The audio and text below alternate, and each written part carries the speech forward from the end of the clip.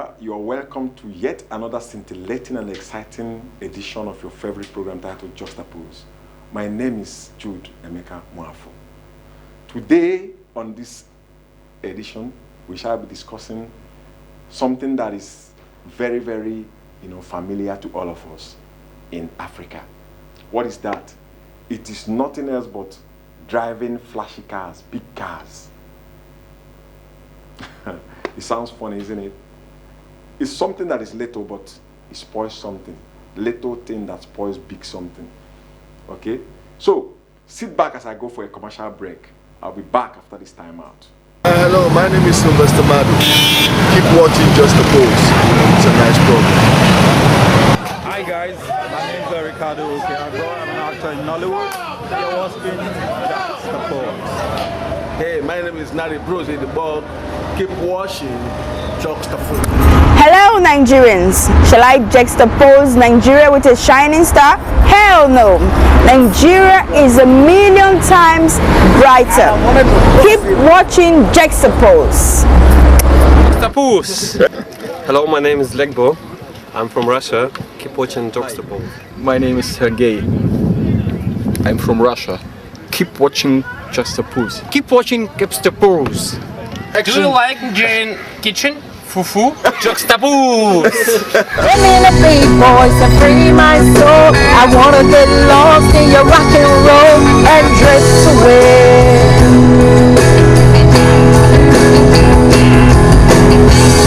Keep watching Juxtapose. It's a nice program. Welcome back. When I talk about big cars, flashy cars, you will think I'm going gaga. But no. There are so many people in this our dear country who drive big cars unnecessarily. Okay? They drive very heavy car, Hummer Jeep, Spider, what do you call it? Porsche. All those kind of big cars. They drive it, and besides driving it in this country, the road is not good. It's economic waste. Because when you buy such cars, very soon it will spoil. You will use money that you used to train your people. You will use to better the life of your people to go and buy parts in Europe. Maybe you buy one door for 2 million naira. 2 million naira will send 3 children to school, and it will feed a lot of people. But you go and buy just door for 2 million naira. Well, just sit back as I go to Europe to bring those people that are sending us those cars. Let's see how what they feel about cars. I will take you to Porsche's place in Germany, Hamburg, Germany, to be precise. Just sit back and relax as I go there.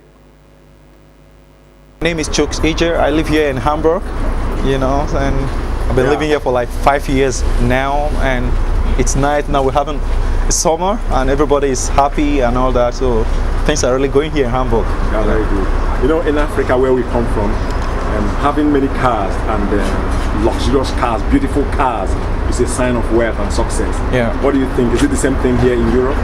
I mean, you're right. There in Africa, when you have a lot of cars, expensive cars, people think, oh, you're very, very rich and all that. You're happy about that, because you got a lot of money and you show off for that. But here in Europe, you got a lot of cars, man. You got a lot of problems because you got to pay a lot of tax and all that. So a lot of people, they even prefer to use public trains and buses and all that because you have a lot of cars, you're paying a lot of tax, and at the end of the month, you have nothing to show for it.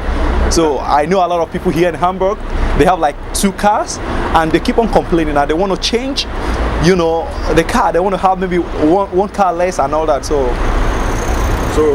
what advice do you have for those people at home who think that having many cars is fashionable? Those at home, back there in Nigeria, I think it's better for you to have one car. Just one car is enough for you. One car. I don't know if like here you have to pay a lot of tax. 2 cars, you're paying a lot of tax. So there in Nigeria, maybe you don't pay, you have to do it somehow that you don't have to pay tax. So there in Nigeria, you have a lot of cars, please reduce it. Because it's also increasing our, the road and all that. So maybe 2 cars, one for your wife, one yeah, maybe 2 cars, one for your wife and one for you.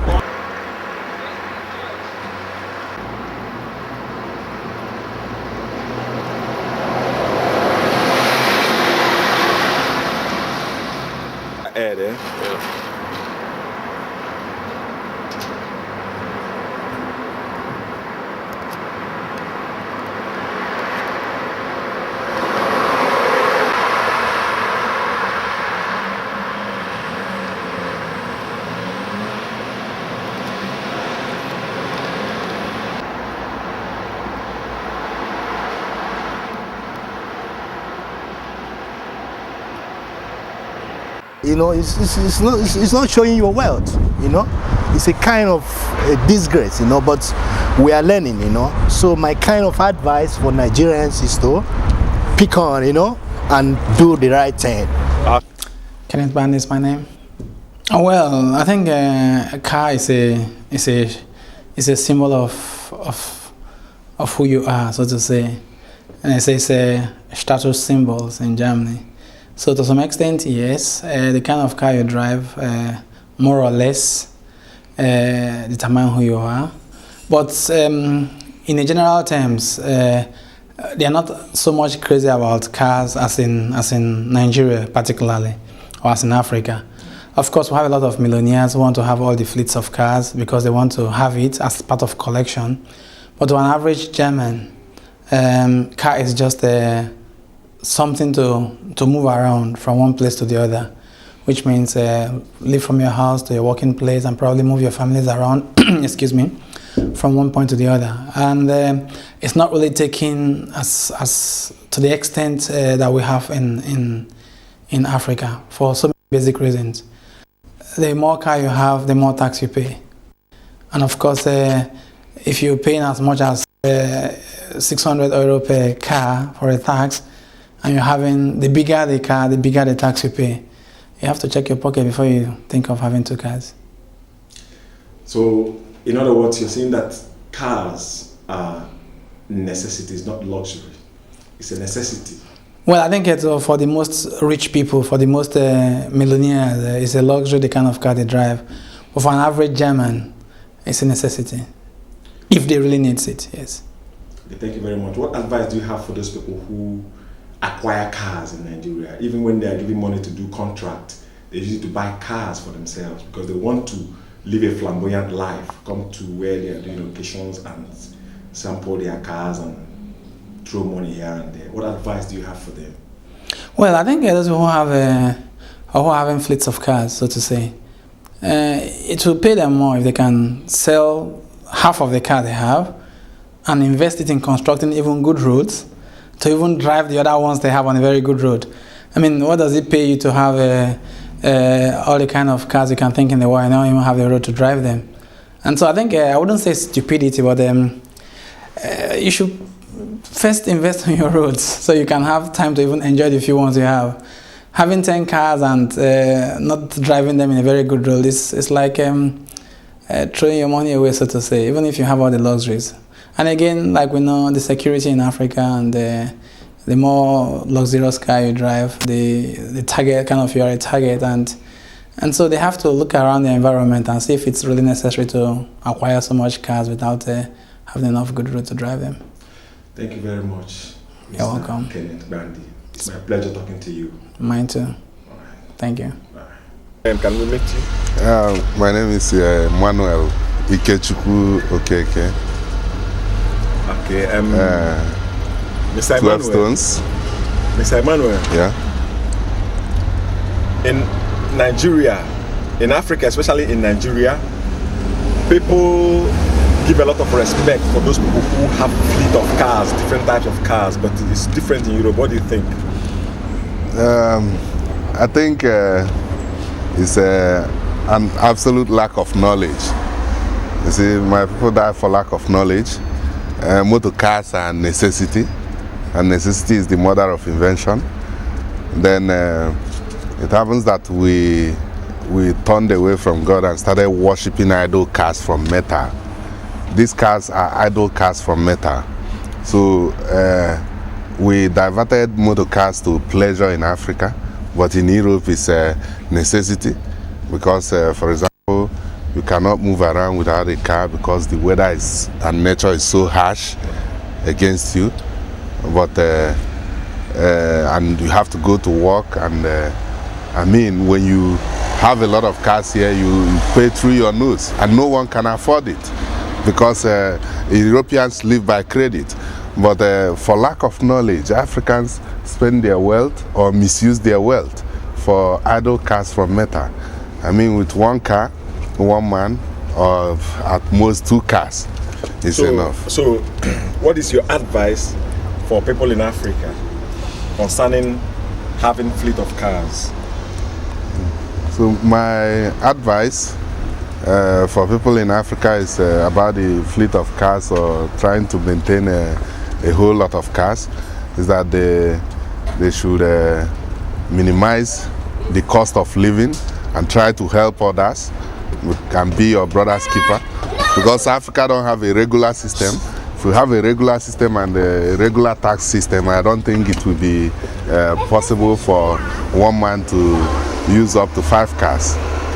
So I think the best thing we can do is to be our brother's keeper, because the making of Africa and the building of Africa is in our hands, because our own destiny is in our own hands.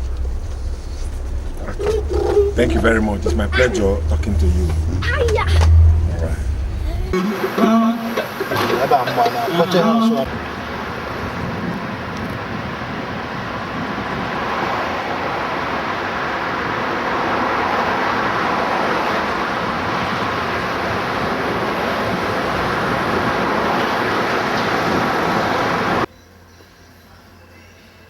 This is just wonderful.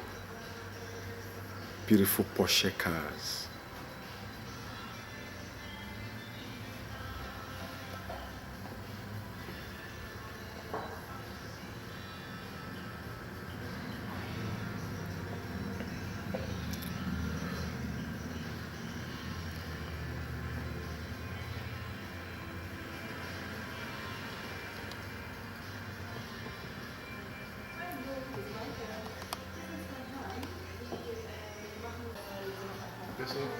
Yeah.